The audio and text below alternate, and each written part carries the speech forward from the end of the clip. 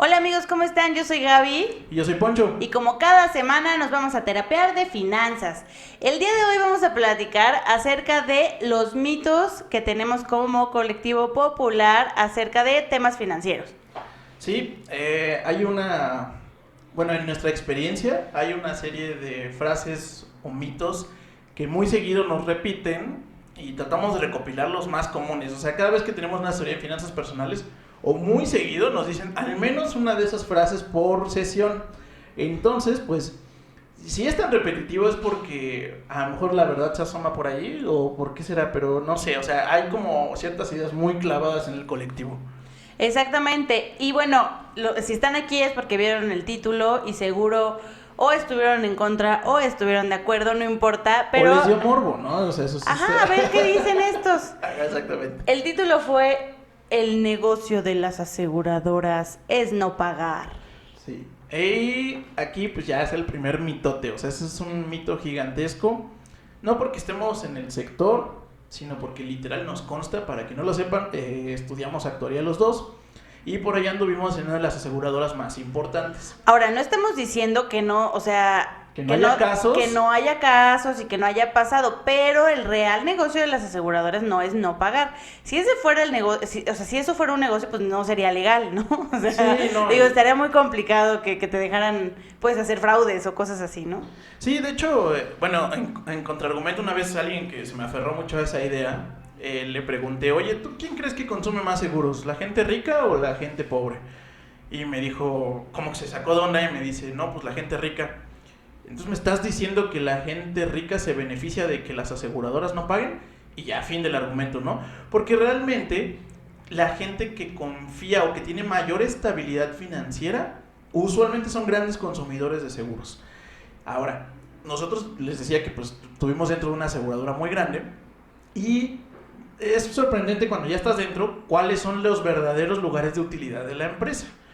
Bueno, Gaby de hecho fue era más técnica. Ay, no me digas, niña, pero hay que empezar partiendo de cuál es la base de una aseguradora. Ya no funciona tan nada más así, pero la base de una aseguradora se llama mutualidad. Y eso significa que el dinero que pagamos todos sirve para pagarle a los que les pasa algo, ¿no? O sea, por ejemplo, en gastos médicos, las personas que pagamos una póliza de gastos médicos y somos sanas, ese dinero va a pagarle las enfermedades a la gente que ya no está sana. Básicamente ese es el concepto. Ahora, que se gana dinero y que pues, tiene que ser negocio, o sea, digo, yo creo que ninguno de nosotros pondría un negocio para no ganar, o sea, digo, no sé, a lo mejor ustedes sí lo harían por beneficencia, pero la verdad yo soy muy, ¿cómo se? Ambiciosa, no sé cómo se le llama, pero no lo haría yo. Sí, ¿no? Y entonces con ese concepto de la mutualidad que les platica Gaby, hay que entender que ese es como el inicio de las aseguradoras, pero después descubrieron que el tema más bien pasa por el producto financiero que tienen de que todos paguemos nuestras primas. Y entonces, algo muy importante es como, a ver, yo tengo mi dinero o tengo el dinero para estar pagando los siniestros, pero también tengo una cosa que se llaman reservas. Esas reservas invertidas de forma correcta y regulada permite que tengan una utilidad muy importante. Básicamente lo que les quiso decir Poncho con todos esos términos tan complicados que son prima y siniestro y bla, bla, bla, bla, bla, bla, es que el dinero que todos pagamos en nuestro seguro se invierte. Se invierte así como tú invertirías, bueno, de una forma más profesional. Sí, no en CETES, ¿no? Ajá, o sea, sí en CETES más en otras cosas. Y las aseguradoras ganan un porcentaje también de esa inversión, ¿no? O sea, realmente no ganan de no pagar, ganan de administrar tu dinero, ¿no? Para administrar el riesgo, tal cual. Entonces, de esa idea que pues está muy clavada que las aseguradoras no pagan, sacamos otras más opciones de cosas que nos decimos a nosotros mismos o decimos, pues porque así somos, ¿no? Como un pretexto o como una, digamos que autorización para justificar por qué no he hecho tal cosa en mi vida o por qué desconfío en tal cosa, ¿no? Ahora, vamos a insistir, no es que no haya casos que sí, pero aquí tratamos de enlistar cosas que en la mayoría de los casos no es realidad. Sí, exactamente, o sea, y es importante insistir en el punto pasado. Sabemos que hay casos que eran correctos y no se pagaron, pero no es porque sea el negocio de la aseguradora es porque hubo un mal analista o no hubo un asesoramiento adecuado o X, ¿no? O sea, al final del día hay una situación que no permitió el pago.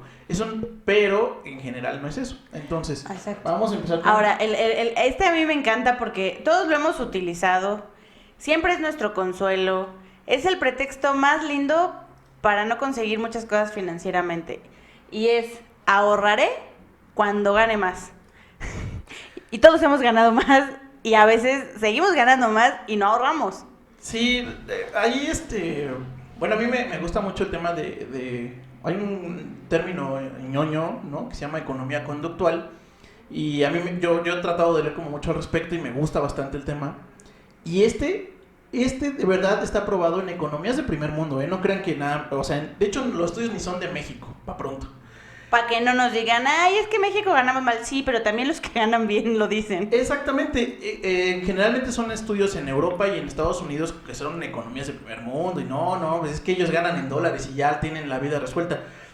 Claro que no, y claro que los problemas de ahorro se trasladan de población a población. Digo, a lo mejor ellos tienen un poco más de avance, pero en general lo que vemos o lo que está estudiado es que la gente se acostumbra al nuevo salario a los 3 meses. Es decir, si tú ganabas 10 y te gastabas tus 10 con 0 centavos porque no dejabas nada en tu quincena, cuando ganes 20, a los 3 meses es muy probable que te gastes 20 exactamente.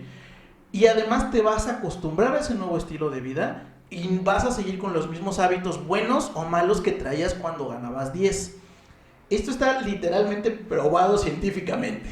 Ajá, entonces de repente uno cree que porque gana poquito, pues dices, no, pues no puedo ahorrar. Pero nosotros vemos gente de muchos tipos y pues de repente ves gente que ya gana pues mucho dinero, que de todas formas sigue diciendo que va a ahorrar cuando gane más y dices, pues tú piensas, ¿no? Pues, pero ¿qué es ganar más? ¿No? O sea, sí. ¿En qué momento ya está esa línea? Y realmente tiene que ver con un tema de hábitos. Por eso lo que se recomienda, si te hacen un incremento de sueldo, en ese momento empezar a ahorrar. Porque si no, ese dinero lo vas a empezar a destinar a, me compré un coche nuevo, o ahora me inscribí a un lugar más nice, a lo mejor de ejercicio, o cualquier cosa. O sea, pretextos o cosas para en la que podemos ocupar nuestro ingreso para gastar ahí 800, 1800. Sí, de hecho, siendo más puntual en la recomendación de Gaby, no es cuando tengamos ese incremento empezar a ahorrar, es desde que tengo mi salario actual, empezar a ahorrar un porcentaje. De esa forma, si lo ves como porcentaje, cuando tú ganes más, lo vas a seguir ahorrando de esa forma. Esa es de hecho la recomendación que les digo que dan en estos estudios, el tema es que lo hagas con un porcentaje para que tú no tengas que hacer como la resta mental, por así decirlo, de, ay, es que ahora ahorraba 1000 y ahora ahorro 2000 y todo. Si lo haces de esa forma, vas a ahorrar de forma consistente. Y entonces ese mitote de ahorraré cuando gane más, de verdad está probado que si hoy no ahorras, no importa cuánto ganes, cuando ganes más no vas a ahorrar. Tienes que empezar desde, como dice, desde donde estás. Y el truco es que empieces con chiquito. O sea, obviamente va a ser un tema proporcional a lo que ganes, ¿no? Si tú nada más puedes ahorrar 5 pesos, pues 5 pesos. 5 pesos es mejor que nada y cuando te incrementen, incrementas a 10 y luego a 15 y así como puedas, ¿no? Ahora, pues ese es bastante común. Creo que el que sigue es como medio dividido, creo. O sea, creo que hay dos posturas, ¿no? Que es, las deudas son malas, ¿no? Creo que ahí hay como un tema como interesante porque, pues más bien yo como lo veo, como lo pienso, es que hay dos tipos de deudas. Las deudas malas y las deudas buenas. O sea, ese es como mito y no, porque sí hay deudas malas, pero también hay deudas buenas. Sí. Yo conozco gente que de mi edad que nunca ha tenido una tarjeta de crédito porque dice las deudas son malas. Y él está pensando justamente en una tarjeta de crédito, que en esencia sí es medio deuda mala, en base, digamos, como que conceptualmente. Si no la sabes utilizar bien. Exactamente, entonces yo he conocido, yo ya te iba a decir, tal, ¿no? No. Bueno, sin que más. Sí. Ya iba a decir, es que Gaby, no, yo no fui, ¿no? Yo no fui. No, fue una persona que conocí relativamente cercana, y entonces lo que dices, oye, no, es que yo, ¿para qué debo? No se trata de eso, porque el problema también es que cuando tú no adquieres ningún producto de deuda, también te vuelves poco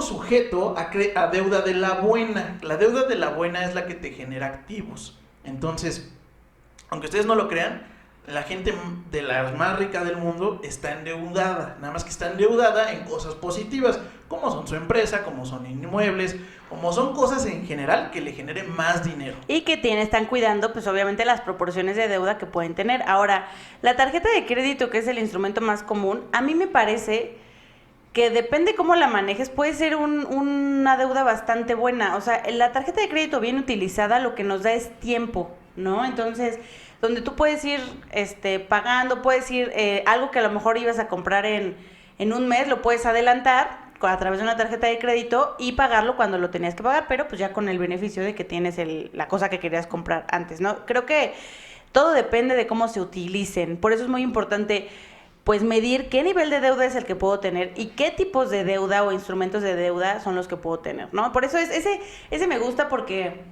es algo con lo que vivimos todos sin duda, y creo que siempre todos traemos ese así chip pero es bueno o es malo endeudarse. Sí, como acabas de decir, creo que en general, o como para concluir este punto, pues la deuda es mala, mal manejada, y para las cosas que no son en general de largo plazo. O sea, poner los chetos a 6 meses sin intereses, deuda mala. Poner a lo mejor amueblar mi primer departamento puede ser una buena... Mi lavadora, por ejemplo, ¿no? Mi lavadora a 6 meses... Sí, eso es muy razonable, es una cosa que te va a durar 10, 15 años. Bueno, pues está muy bien. O sea, ese tipo de cosas es muy bien. Es el mismo instrumento financiero como instrumento, el tema es que le di de uso. Exacto. Y la que sigue, yo les voy a confesar que yo le he aplicado también, o sea, todavía las otras... Pero es así, yo ya iba a empezar a ahorrar, pero me salió un imprevisto. Justo este mes, esta quincena, yo iba a ahorrar. Pero pues que se me poncha la llanta, ya no puedo ahorrar. Sí, también otra, y como dice Gaby, sí hemos sido víctimas, yo creo que todos. A mí algo que me contestan muy seguido es que cuando pregunto, oye, ¿traes ahorros? No, pues es que sí los traía, pero se descompuso el refri. Y pues ya, ahí se acabaron los ahorros, ¿no? Entonces, realmente es una justificación gigantesca para decir que traías un mal hábito de ahorro. O sea, porque si con arreglar la llanta ya valió, pues imagínate si te pasa algo más. Sí, más bien ya traías ahí una deficiencia importante, ¿no? Es muy interesante eso, y Poncho, que él dice que yo soy ñoña, pero él es más ñoño en otras cosas, es entender por qué hacemos esas cosas que cuando las ves de fuera las ves tontas, ¿no? Dices, a ver, o sea, no ahorras porque se te rompió la llanta, o se te ponchó la llanta, pero necesitas tener dinero para cuando se te ponche la llanta. O sea, lo más lógico cuando nos pasan esas cosas es pensar en cómo hacer que no nos vuelva a pasar el quedarnos sin dinero, pero los humanos no somos tan inteligentes. O sea, me podrían tener doctorado si quieren, pero la verdad es que en temas financieros somos bien mensos a la hora de decidir, porque el fondo de emergencia, por ejemplo, es algo que es indispensable. Todos sabemos que está bien, todos sabemos que hay que hacerlo, y a todos nos pasan emergencias, y de todas formas seguimos sin ahorrar para emergencias, ¿no? Entonces es como complicado. Vayan a ver nuestro podcast de cómo hacer un fondo de emergencia si ustedes no tienen uno, porque es lo primero que debemos tener todos. Sí, la verdad es que es un tema bien delicado, porque muchos casos de deuda que me ha tocado ver surgieron en un imprevisto. Y después de ahí ya traes una bola de nieve generándose negativa, ¿no? Pues es que mira, me endeudé porque me rompí la pierna, y después como no me alcanzaba para pagar el total, pues empecé a pagar mínimos, y luego como ya me rompió como traía el pie roto, empecé a gastar muchísimo más en Uber, bla, bla, bla, bla, bla, y de pronto ya cuando vemos la foto al final del año, que empezó con un accidente, ya el pie ya se recuperó afortunadamente, pero las secuelas de eso duran años. Entonces, aquí es bien importante como que no ponernos ese pretexto o autopretexto de bueno, pues es que me salió un imprevisto, yo ya estaba empezando a ahorrar, porque realmente lo que quiere decir eso, aunque suene bien duro admitirlo, es que no estabas ahorrando bien. Y más bien... O no estabas, o sea, no habías hecho mínimo, nada, ¿no? O sea, pues oye, pues es que llevaba 100 pesos ahorrados. Ahora hay que aprender también a catalogar los imprevistos, ¿no? O sea, de repente Pues hay casos de todo, o sea, hay casos que sí era un imprevisto real, ¿no? Pues una enfermedad o algo, pero pues de repente un imprevisto, pues hay personas que un imprevisto es comprarse el nuevo iPhone, eso no es un imprevisto, o sea, disculpen, pero bueno, no debería ser catalogado en otro tipo de gastos, pero pues digamos que son pretextos que todos nos hemos contado, todos. Nadie está libre de este pecado. Exacto. Todos lo hemos pensado, todos nos hemos justificado. Es como cuando decimos, pues me lo voy a comprar porque me lo merezco. Así ya. O sea, no hay justificación, no hay nada más que decir, así es. Sí, y bueno, pues el siguiente también, a lo mejor no es tan popular, digamos que en una plática casual del trabajo, pero para nosotros, si yo en particular incluí porque es algo que siempre me dicen en las asesorías, que es que no he comprado porque gano muy poco dinero, ¿no? O sea, no he comprado mi casita porque gano muy poco lana.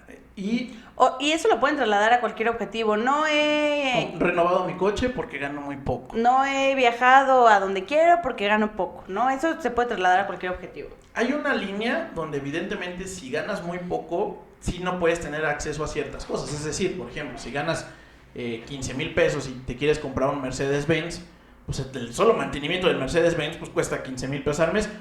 No tiene sentido. Ese compra, por así decirlo, no tiene sentido para tu realidad financiera. Sin embargo, eso no quiere decir que no tengas coche porque ganas 15,000 pesos. O sea, no tienes coche por otro tipo de cosas o es un pretexto para eso. Sí, y tiene que ver otra vez con el mismo tema del orden de las finanzas y con hacer un presupuesto, y a lo mejor no te puedes comprar un Mercedes-Benz, pero a lo mejor te alcanza para ¿qué será? Un Versa. Para un Versa. Digo, sí se ve la diferencia, yo sé, pero pues no sean así. O sea, el tema, y que con uno de los más grandes que es la casa, pues es que tiene que ver con paciencia. O sea, sí puedes ganar poco y a lo mejor te va a costar mucho más trabajo comprarte una casa o comprarte un coche que a alguien que gana más dinero, pero no significa que no va a pasar. Nosotros tenemos personas que literal, pensando y teniendo muy claro el objetivo que quieren llegar, ahorran hasta la mitad de su ingreso, aunque sea chiquito, ¿no? Entonces, obviamente tienen que ajustar y tienen que dejar de hacer ciertos gastos para poder llegar al objetivo. Sí, de hecho, en particular ya en el de la casa, que es una meta muy grande, y es una de esas deudas buenas, pero son muy grandes esas deudas, por eso se pagan a tantos años. Aquí una vez me dijo, no, es que para lo que me alcanza es como para comprar en Tecámac. Para quien no sea de la Ciudad de México, Tecámac es un lugar bastante lejos, por así decirlo, o sea, sí está como a las afueras. Es Estado de México, creo. Sí, es Estado de México, y digamos que lejos, ¿no? Entonces, le dije, bueno, pero si sigues pagando renta, pues ni en Tecámac, ni en ningún lado. O sea, la diferencia de aceptar que esa casa en Tecámac, que queda muy lejos, va a ser mi base para después vivir donde yo quiero, eso hace toda la diferencia. Y afortunadamente se animó a ahorrar y a hacer y todo, porque realmente ese concepto de no es el Mercedes, pero es un Versa, eso te va a ayudar a construir y alcanzar. Si de verdad tu sueño en la vida, para toda la vida, es comprarte tu Mercedes, el equivalente en casas, digamos, bueno, está bien, pero vamos a empezar con el Versita, y luego lo vamos actualizando y le vas subiendo de a poquito al tamaño de coche y terminas en el Mercedes. Si ese es de verdad tu sueño en la vida, pues hazlo, pero necesitas hacerlo escalonadamente, no empezar con el Mercedes. Y todo esto se hace a través de el pretexto que nos ponemos en el punto 1, que tienes que empezar a ahorrar para después invertir. O sea, no va a pasar que solo el incremento de sueldo o solamente un factor haga que ya de pronto, ¡pum!, no me alcanzaba más que para un bocho y ya con el incremento me va a alcanzar para un Mercedes. Eso no va a pasar. O sea, bueno, a mí no me ha pasado, no conozco a nadie que sí. Pero es muy importante que se vea que son hábitos de cosas, hábitos de ahorro, para que con ese ahorro puedas invertir, y ya la construcción de una inversión o un ahorro ya a 5 años, a 10 años, ya te puede acercar mucho más al objetivo que hoy, ¿no? Pero bueno, ahora, ya el penúltimo que traemos aquí, ese sí, no sabemos, ya vemos que hay mucha información en internet. Hay muchísimos videos de muchas páginas, como la de Cultura Financiera, Sofía Macías, que pues nos hablan de la importancia que es estar en el buró de crédito, y aún así nosotros seguimos diciendo que es malo estar en el buró de crédito. Sí, de hecho la expresión es estoy en el buró. O sea, esa es la expresión que textualmente siempre escuchamos y nos dicen, es que estoy en el buró. Y eso se entiende, o sea, cuando alguien te dice estoy en el buró, tú en automático sabes que es que algo la regó. Ajá, que no pagó algo. O sea, lo que él quiso decir cuando dijo estoy en el buró es que no pagó una deuda o que se atrasó mucho en una deuda o algo negativo. Siempre tiene un contexto negativo. La bonita frase es que estoy en el buró o es que está en el buró. Cuando, o sea, ya con que nosotros estamos en el medio y como dice Gaby, pues creemos que ya hay mucha información al respecto. Se nos hace un poco chistosa la expresión porque pues todo mundo que hemos tenido algún producto financiero, aunque sea el más básico, estamos en el buró. Bueno, de crédito, porque la tarjeta de débito no, pero si ya tuviste una tarjeta de crédito, es más, un plan con Telcel o con Movistar, o sea, un plan de celular. Justo eso te iba a comentar, que ni siquiera tan solo es, o sea, nada más saqué mi celular, ¿no? Pero en planecito. Ya estoy en el buró, o sea, así de básico es estar en el buró. Sí, o sea, estar en el buró, todos, nada más conceptualizando para los que no han tenido o no han visto los videos de estas plataformas que les decimos, es que en automático, el buró de crédito, digamos que es el chismógrafo de las instituciones que te prestan cosas, dinero, un servicio, lo que sea. Entonces, ahí se reporta cómo es que pagas un crédito, para bien o para mal. Si tú lo pagas bien, también estás en el buró de crédito. La diferencia es que digamos que apareces con un 10esote, pero si tú pues no pagaste tu Telcel o le quedaste de ver, así sean 500 pesos, vas a aparecer con un cerote, por decir, ¿no? Sí, es un tema de evaluación de cómo están nuestros créditos con instituciones financieras. Entonces, pues sí, ese es popular. Yo creo que está muy complicado que se quite porque además todos lo entendemos, todos entendemos la frase estoy en el buró como ya la regó, ya se endeudó, ya dejó de pagar, ¿no? Entonces, pues bueno, esa es un mito al final, pero pues bueno, yo creo que faltan muchos años para que dejemos de decirlo. A lo mejor ya hay un entendimiento, pero ya está tan en el colectivo esa frase que ya casi la va a aceptar la RAE como una pinche frase así. Sí. Esas son frases mexicanas, ¿no? Sí. Y bueno, el último que traemos, este también nos lo dicen muy seguido, sobre todo cuando se analizan, por ejemplo, créditos hipotecarios o deudas a largo plazo que se establecen y ahorita viene la frase, los bancos se vuelven ricos de cobrarnos intereses. Esta frase también es como esa que dijo Gaby hace rato, donde es un poco bastante controversial. ¿Por qué? Pues por supuesto que ganan lana de cobrarnos intereses, o sea, eso no, para nada es un mito, ¿no? O sea... Sí, y yo les preguntaría, a lo mejor le prestan dinero a su mamá sin intereses, pero si ustedes se dedicaran a prestar dinero, ¿lo prestarían sin intereses? Sí, claro, ¿no? Entonces, obviamente, sí es un negocio. Vamos a empezar con que la frase es parcialmente cierta. ¿Por qué? Porque sí, obviamente cobran intereses, obviamente es un negocio. Ahora, pasa un poquito con el tema de las aseguradoras. El negocio principal de los bancos tampoco son tus intereses, aunque no lo creas, eso no es lo principal de lo que se meten dinerito. Exactamente, tienen los bancos creo que son las instituciones financieras más completas que hay porque puedes endeudarte con ellos, puedes ahorrar con ellos, puedes guardar tu dinero con ellos, puedes hacer muchas cosas con ellos. Ahora, imagínense, las aseguradoras, ¿cuánta gente conocen que tenga seguros de todos, no? ¿Y cuánta gente conocen que tenga al menos una cuenta de banco? Imagínense, si para las aseguradoras es negocio invertir lo que se paga de seguros, imagínense la cantidad de dinero que administra un banco.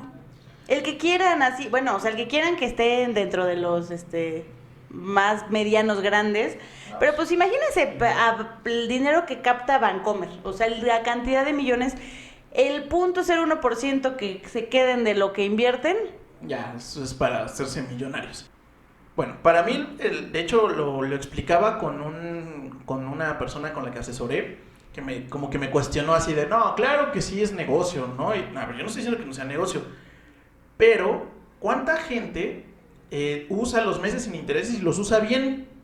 Eso querría decir, si los bancos solo vivieran de cobrarte los intereses, eso querría decir que tú no fuiste negocio, o sea, que tú no eres negocio en ese compra, por así decirlo. Exactamente. Ah, no, bueno. Lo que tú no ves como usuario Es que los meses sin intereses, si cobran intereses, si cobran de hecho no son intereses, o sea, lo cobran como porcentaje de la compra. Que no te lo están cobrando a ti es otra cosa. Exactamente, que los absorbe el negocio o el proveedor del servicio, lo que tú quieras. Ah, bueno, entonces si tú pones 10,000 pesos a meses sin intereses, lo que está haciendo implícitamente el Sams, el Sanborns, el